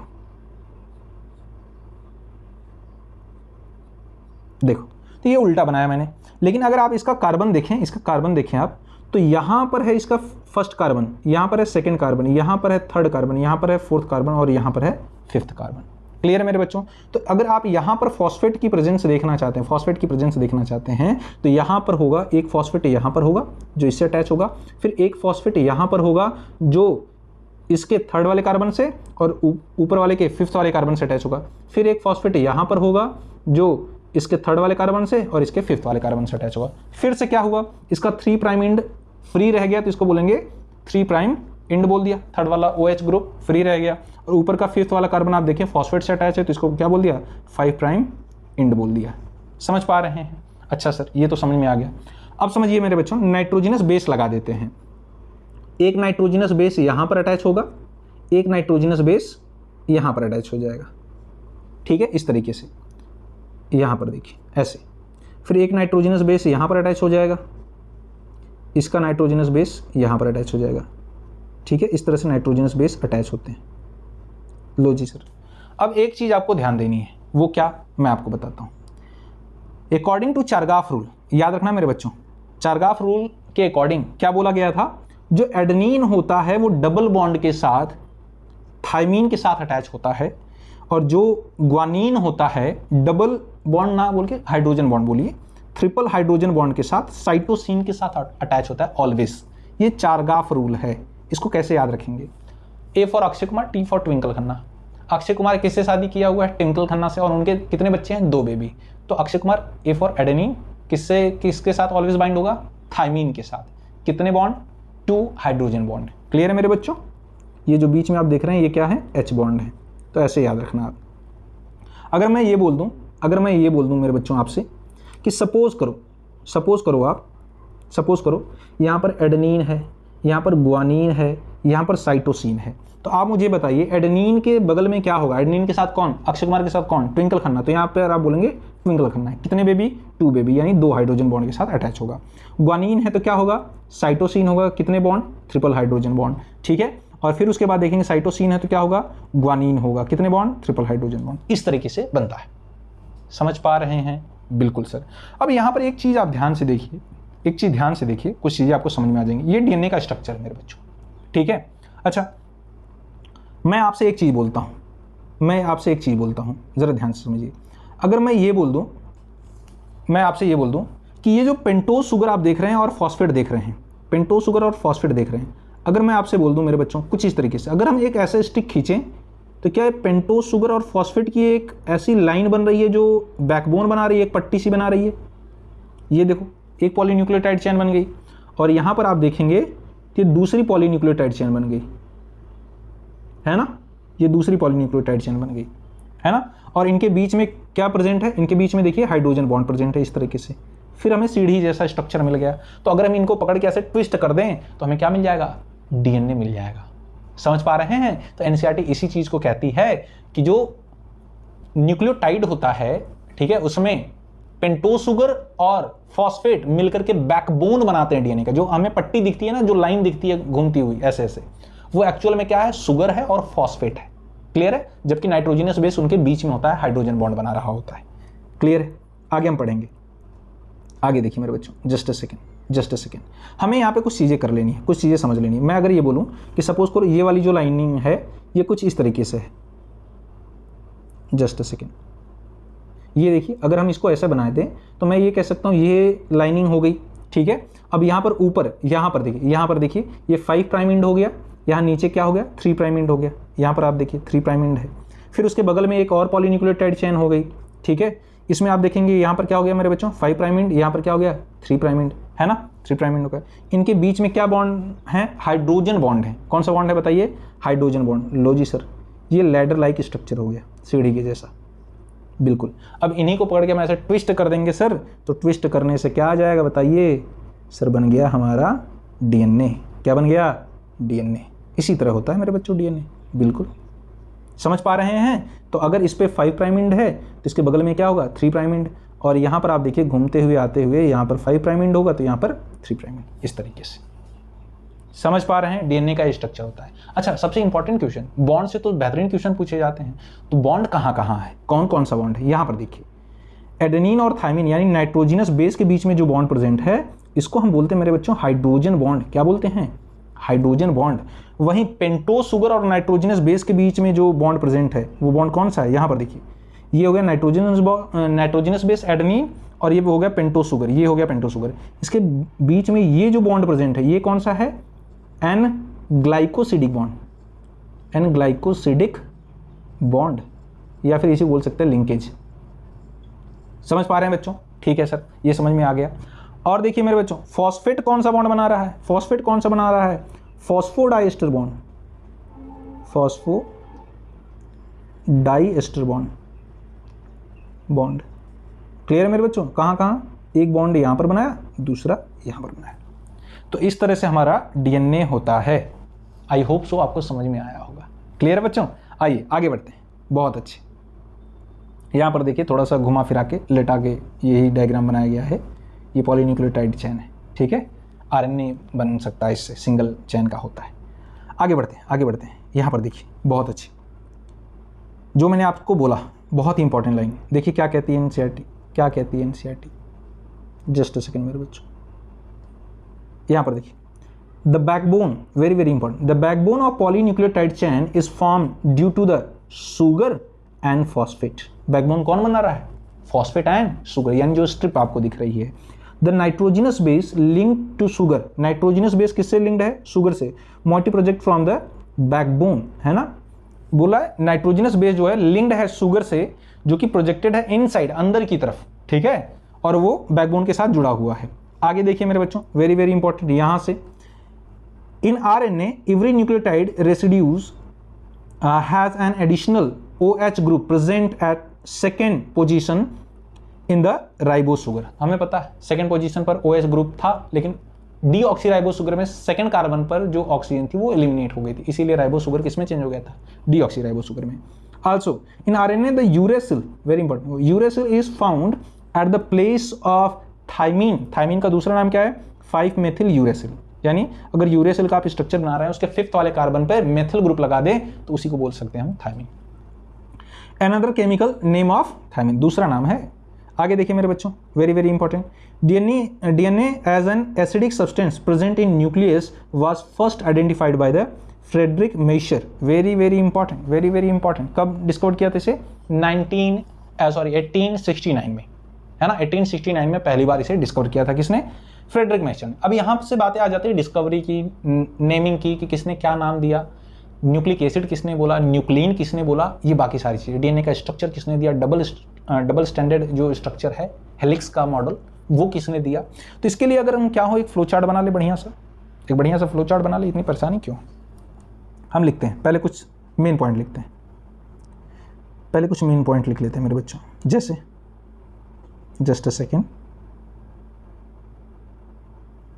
मैं अगर बोलूं, पहले मैं लिखता हूं discovery of DNA, discovery of DNA. DNA को पहली बार किसने डिस्कवर किया? दूसरा, term nucleic acid, nucleic acid यानी न्यूक्लिक एसिड नाम किसने दिया?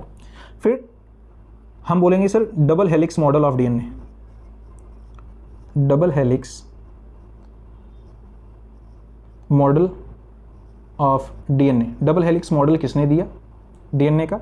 एंड वेरी इंपॉर्टेंट, हम ये भी बोलेंगे कि सर मोस्ट कॉमन डीएनए कौन सा है, मोस्ट कॉमन डीएनए कौन सा है। क्लियर है मेरे बच्चों? ये सबसे इंपॉर्टेंट पॉइंट्स हैं, ये आपको जानने पड़ेंगे। तो हम लिखते हैं सर, क्या लिखते हैं? Friedrich Miescher discovered DNA, discovered DNA from dead WBC, very important, dead WBC। Actual में ये क्या था, पस सेल था। जैसे किसी को चोट लग जाती है ना तो वहां पे पस बनने लगता है, तो जो पस होता है उसमें क्या होता है, डेड WBC होते हैं। और WBC आपको पता है, RBC WBC प्लेटलेट्स, तो WBC में न्यूक्लियस होता है मेरे बच्चों, और उसी न्यूक्लियस में क्या था, DNA। वहीं से सबसे पहले इन्होंने निकाला और क्या दिया, give term and give term, क्या नाम दिया, term nuclein, very important. Nucleus से निकाला इसलिए क्या नाम दिया, nuclein, very important. But term मतलब होता है मेरे बच्चों नाम, है ना। नाम न्यूक्लिक एसिड किसने बोला, न्यूक्लिक एसिड किसने बोला, अल्टमान, है ना। Nucleic acid by Altmann. Altmann एक साइंटिस्ट थे, इन्होंने बोला कि भैया न्यूक्लिन मत बोलिए, न्यूक्लिक एसिड बोलिए, because DNA is acidic in nature due to presence of phosphate, है ना, due to presence of phosphate present होता है, इसलिए कैसा होता है, वो एसिडिक नेचर का होता है। तो आप पूरा उसे बोलिए कि न्यूक्लिक एसिड है, न्यूक्लियस में प्रेजेंट एक एसिडिक सब्सटेंस है, तो न्यूक्लिक एसिड बोलिए। क्लियर है मेरे बच्चों। अच्छा, double helix model of DNA किसने दिया, given by Watson and Crick, very important. ये क्वेश्चन बहुत पूछा गया मेरे बच्चों। On the basis of Chargaff rule and X-ray diffraction data given by Franklin and Wilkins, है ना। विल्किंस और फ्रैंकलिन ने मेरे बच्चों क्या किया था, एक डाटा दिया था। उन्होंने एक्सरे की हेल्प से क्या किया था, केमिकल आइडेंटिफाई किया था जो कि DNA था। लेकिन उस टाइम टेक्नोलॉजी बहुत डेवलप नहीं थी, इसलिए वो हमें बहुत क्लियर DNA का स्ट्रक्चर नहीं मिल पाया था। तो उसको स्टडी किया किसने, वॉटसन एंड क्रिक ने। और चारगाफ ने क्या किया था, कुछ ऐसे नाइट्रोजनस बेसिस के कुछ कोडिंग बताई थी कि जितना एडेनिन होगा उतना ही थाइमीन होगा, जितना साइटोसिन होगा उतना ही ग्वानिन होगा, और जो इनका रेशियो होता है वो =1 होता है। ठीक है, जैसे अगर हम बोलें, समझो मैं अगर बोलूं चारगाफ ने क्या क्या दिया था, समझो चारगाफ ने ही बताया था कि जितना एडेनिन होगा उतना ही थाइमीन होगा, जितना ग्वानिन होगा उतना ही साइटोसिन होगा। मीन्स व्हाट, प्यूरिन जितना होगा उतना ही क्या होगा मेरे बच्चों, पिरिमिडीन होगा। ठीक है, साथ ही साथ इन्होंने ये भी बताया कि adenine plus thymine upon guanine plus cytosine equal to क्या होगा, कांस्टेंट। ये कांस्टेंट होगा, है ना, फॉर अ पर्टिकुलर स्पीसीज। यानी अगर जितना एडेनिन है और थाइमीन है वो कांस्टेंट होगा किसी पर्टिकुलर स्पीसीज के लिए, बट स्पीसीज टू स्पीसीज ये वैरी करेगा। जैसे अगर जितना एडेनिन थाइमीन मेरे अंदर है, मैं एक ह्यूमन हूं, उतना ही आप में भी है, उतना ही किसी दूसरे पर्सन में भी है। लेकिन अगर आप किसी बंदर में देखें, किसी चूहे में देखें, किसी एलिफेंट में देखें, तो जो रेशियो हमारे अंदर आ रहा है वो रेशियो उसमें नहीं आएगा, उसका अलग आएगा। ठीक है, ये सारी चीजें चारगाफ ने बोली थी। तो विल्किंस का X-ray diffraction data, Wilkins and Franklin का एक्सरे डिफ्रैक्शन डाटा और चारगाफ रूल दोनों को ऑब्जर्व करने के बाद इन्होंने डबल स्टैंडर्ड DNA मॉडल दिया था हेलिक्स का। ठीक है, किसने, वॉटसन एंड क्रिक ने। इस चीज को याद रखिएगा। एंड मोस्ट कॉमन DNA कौन सा मेरे बच्चों, तो आप बोलेंगे सर B-DNA है। कौन सा DNA है, B-DNA है। ये कैसा होता है मेरे बच्चों, राइट हैंडेड होता है, राइट हैंडेड इसमें हेलिक्स होती है। ठीक है, ऐसे घूमता रहता है। ठीक है सर। अच्छा, ये चीजें तो समझ में आ गई, ठीक है, इसको आप नोट डाउन कर लीजिएगा। आगे बढ़ते हैं, जरा यहां पर देखिए, पढ़ना स्टार्ट करते हैं। आगे इन्होंने, मैंने बताया आपको, फ्रेडरिक मेशर ने डिस्कवर किया था। ठीक है, और and he named it as nuclein, और उसका नाम क्या दिया, न्यूक्लिन दिया। However due to technical limitation in isolating such a long polymer interact, he excludation of structure of DNA remaining elusive for a very long period of time, it was only in 1953 that James Watson and Francis Crick, very important, James Watson and Francis Crick, based on X-ray diffraction data produced by Maurice Wilkins and Rosalind Franklin, proposed a very simple but famous double helix model for the structure of DNA. very very important. तो sir क्या सिर्फ Wilkins and Franklin के x ray data के basis पर दे दिया गया? नहीं, आगे एनसीईआरटी कहती है इसमें चारगाफ रूल भी बहुत इंपॉर्टेंट था। आगे देखिए, one of the hallmark of their propositions was based pairing between the two strands of polynucleotide chain. However, this propositions was also based on the observation of Irving Chargaff that for the double stranded DNA.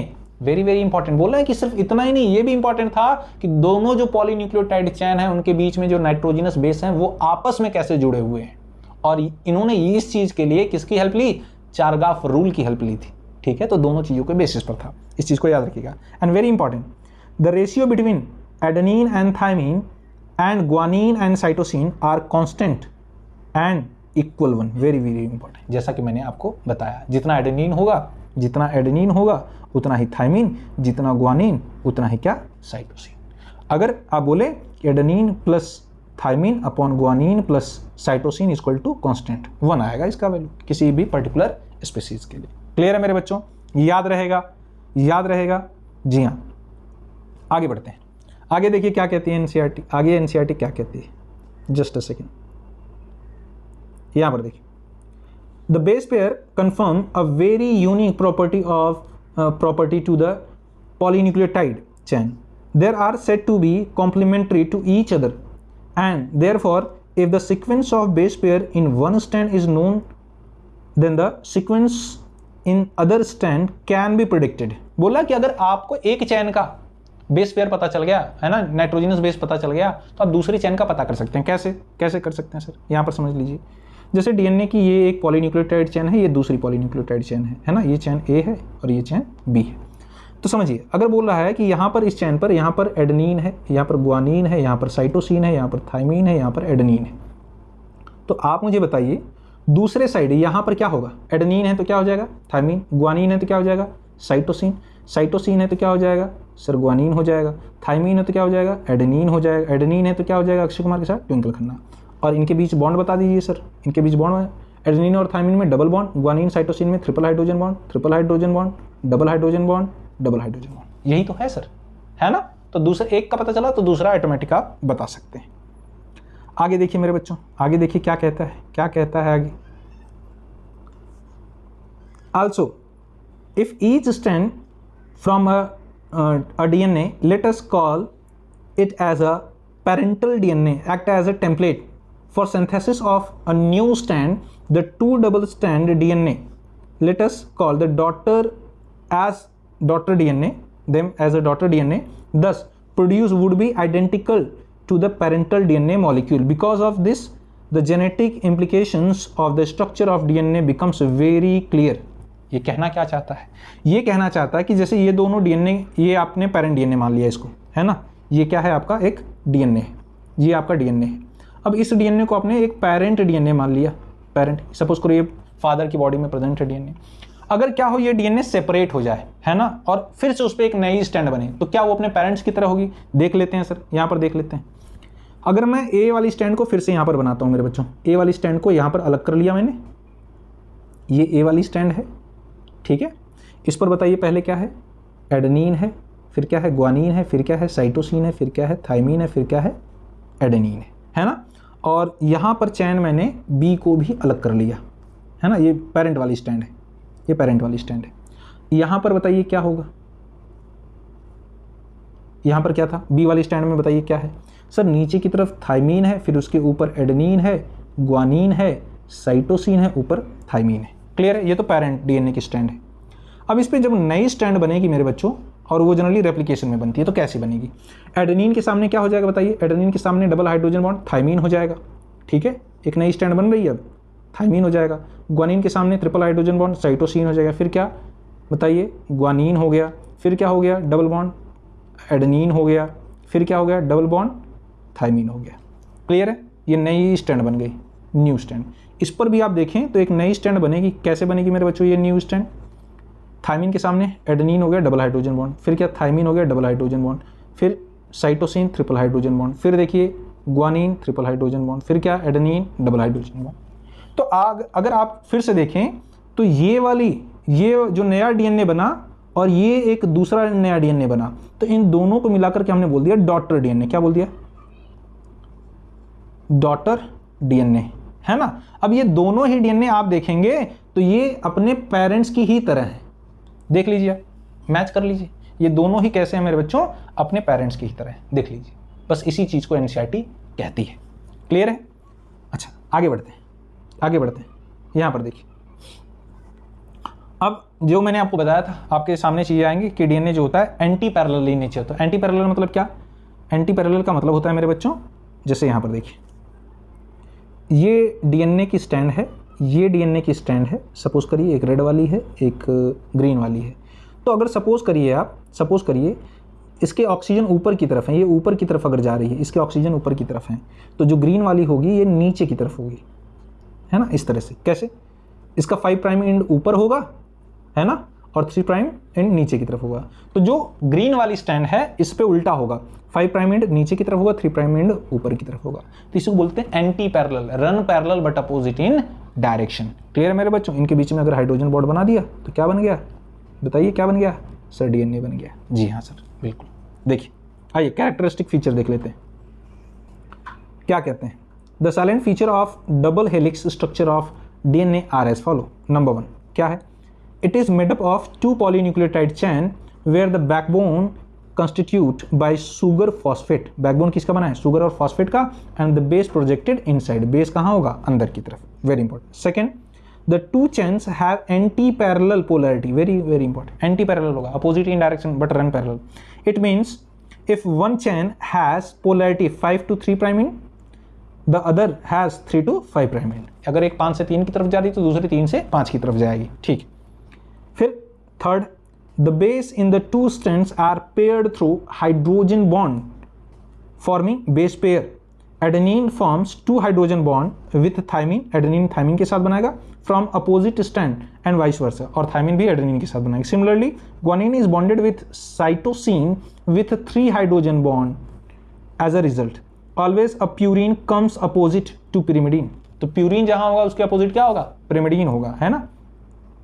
This generates approximately uniform distance between the two strands of the helix। और बोला इसी की वजह से दोनों के बीच का distance जो है वो सेम रहेगा। क्यों, क्योंकि भैया बोल रहा है ये, यहाँ पर देखो ध्यान से समझो इस वर्ड को, कह रहा है कि जहाँ पर प्यूरिन अगर होगा, एक साइड प्यूरिन होगा तो दूसरे साइड क्या होगा, पिरिमिडीन होगा, पिरिमिडीन होगा।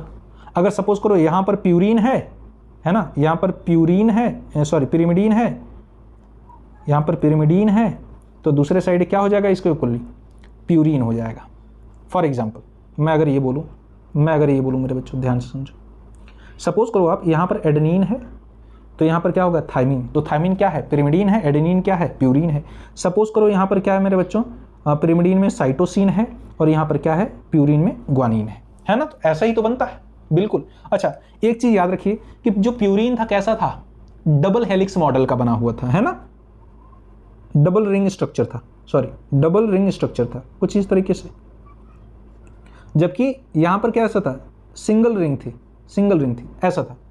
ठीक है, तो आप देखिए इनके बीच में अगर इस तरह से डिस्टेंस है तो यहां पर देखिए उल्टा हो गया, पिरिमिडीन है तो यहां पर फिर क्या हो जाएगा, एक सिंगल रिंग आ गई और इधर कैसी हो जाएगी, डबल रिंग स्ट्रक्चर हो गया, है ना, डबल रिंग स्ट्रक्चर हो गया। इसलिए इनके बीच का डिस्टेंस क्या हो जाता है, सेम हो जाता है लगभग। बस यही कहानी है सर। ठीक है, आगे बढ़ते हैं, चलिए सर आगे बढ़ते हैं। अच्छा अब डायमीटर की बात है, सबसे इंपॉर्टेंट लाइन है सर, सबसे इंपॉर्टेंट लाइन है। देखिए यहाँ से बहुत क्वेश्चन पूछे जाते हैं, बहुत क्वेश्चन पूछे गए हैं और आते भी हैं। सबसे important line, the two chains are coiled in a right handed fashion. Very very important. सबसे कॉमन डीएनए कौन सा बताया था मैंने, बी डीएनए, और ये कैसा होता है, राइट हैंडेड क्वाइलिंग होती है इसमें। द पिच क्या होता है, 1 कंप्लीट टर्न, ऐसे लिख लेना। पिच क्या होता है, 1 कंप्लीट टर्न, है ना, of the helix is 3.4 nanometre. A nanometre is 1 billionth of a metre. 1 billion होता है, उसको मत याद रखना, बस पिच याद रखो 3.4 नैनोमीटर की होती है। That is what 10⁻⁹ metre. There are रफली 10 base pair in each pitch. एक पिच में 10 बेस पेयर होंगे। इसको समझेंगे कैसे, यहां पर समझो। ये है डीएनए का स्ट्रक्चर, है ना, जस्ट अ सेकेंड। ये है डीएनए का स्ट्रक्चर मेरे बच्चों।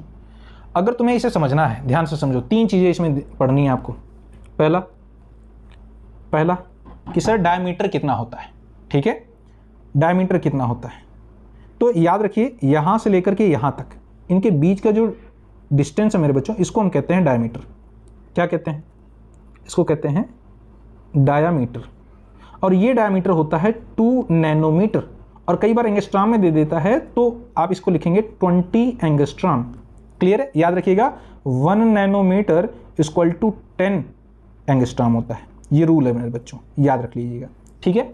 और वहीं वन पिच क्या थी, 1 कंप्लीट टर्न को हम एक पिच कहते हैं, ठीक है। तो आप जनरली देखिए 1 पिच कहां से कहां तक है, यहां से लेकर के आप देखेंगे यहां तक, ठीक है। इस एक टर्न को हम बोलेंगे क्या, एक पिच है सर, ठीक है। इसको हम जनरली बोलते हैं 1 पिच, 1 कंप्लीट टर्न को। और इसमें जनरली कितने होते हैं बेटा, 10 बेस पेयर होते हैं, 10 बेस पेयर होते हैं, है ना, 10 बेस पेयर होते हैं। तो 1 पिच का कितना होता है डिस्टेंस, तो आप बोलेंगे सर 3.4 नैनोमीटर। कितना होता है, 3.4 नैनोमीटर। एंगस्ट्राम में इसे लिखेंगे तो हो जाएगा 34 एंगस्ट्राम। इसे याद रखेंगे। एंड वेरी इंपॉर्टेंट मेरे बच्चों, आप देखिए ये एक नाइट्रोजनस बेस है, ये एक नाइट्रोजनस बेस है, ये दूसरा नाइट्रोजनस बेस है, और उसके नीचे नाइट्रोजनस बेस है, फिर यहाँ पर भी नाइट्रोजनस बेस है। तो इनके बीच में भी एक डिस्टेंस होती है, 2 एडजेसेंट न्यूक्लियोटाइड के बीच में भी डिस्टेंस है। ये कितना होता है, इसे हम लिख देते हैं distance between nucleotide, distance between nucleotide, है ना, डिस्टेंस बिटवीन न्यूक्लियोटाइड। ये कितना होगा मेरे बच्चों, 0.34 नैनोमीटर। एंगस्ट्राम में लिखेंगे कितना हो जाएगा, 3.4 एंगस्ट्राम। क्लियर है मेरे बच्चों। तो ये रहा डिस्टेंस बिटवीन न्यूक्लियोटाइड। तो अगर हम इसका फ्लो चार्ट बनाएं, बहुत ही इंपॉर्टेंट है, बहुत ही इंपॉर्टेंट, यहां से बहुत सारे क्वेश्चन पूछे गए हैं। तो आप बोल सकते हैं सर पहला डीएनए के बारे में क्या, डीएनए के बारे में क्या सर, डायमीटर कितना है, डायामीटर कितना है। दूसरा पिच कितनी होती है ना। तीसरा क्या है, डिस्टेंस बिटवीन न्यूक्लियोटाइड, है ना। ये 3 चीजें हमें समझनी है। और याद रखना एक पिच में 10 न्यूक्लियोटाइड होते हैं, ठीक है, 10 न्यूक्लियोटाइड होते हैं मेरे बच्चों।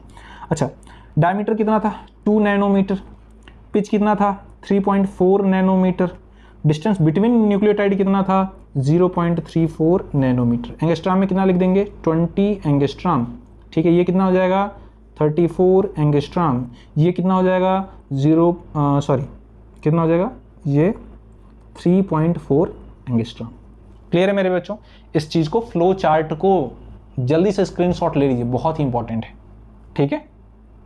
डिस्टर्ब थोड़ा बहुत होता रहता है, क्या करें, है ना सर, फैमिली के।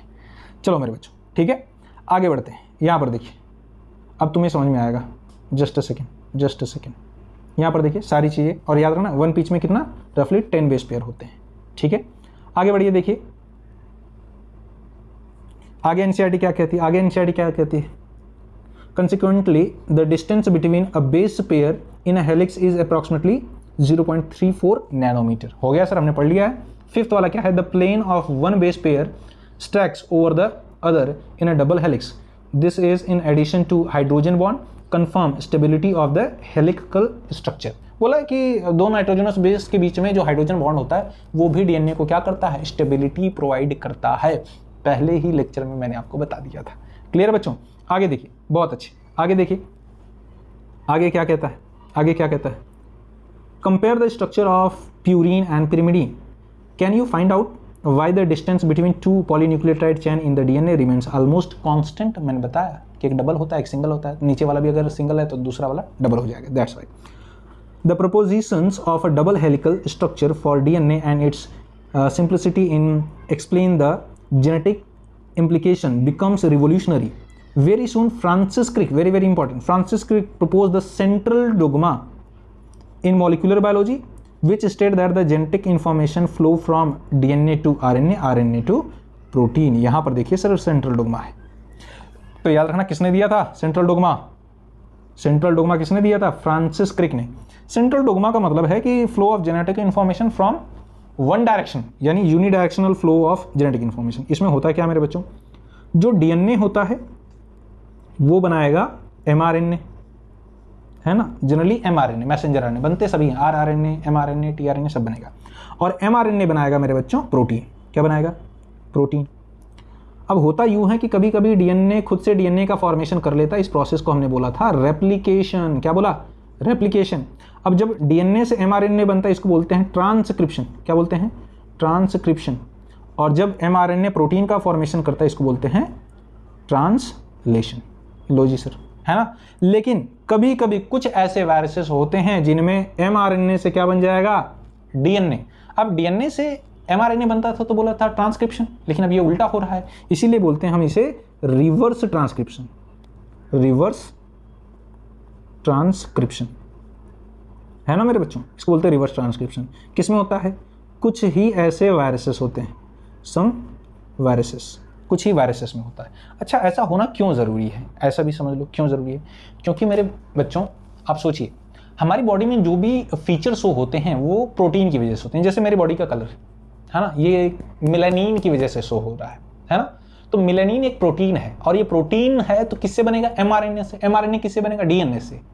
मीन्स व्हाट, अगर एमआरएनए का फॉर्मेशन नहीं हुआ डीएनए से, तो डीएनए से फिर डायरेक्टली हम कह सकते हैं, ध्यान से सुनो मैं क्या कहना चाहता हूं, कंफ्यूज मत होना।